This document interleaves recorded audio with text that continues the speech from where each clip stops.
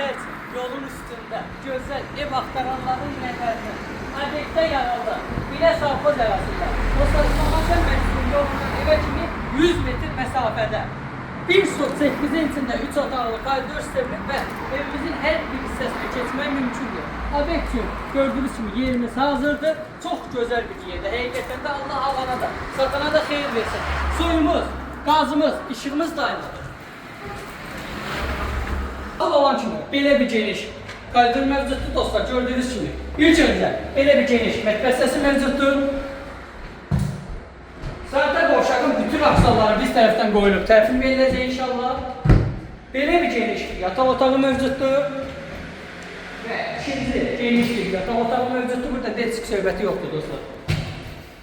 Və sonunda isə belə bir geniş zalımız mövcuddur. Evimizin qiyməti 75 bindən düşdü 68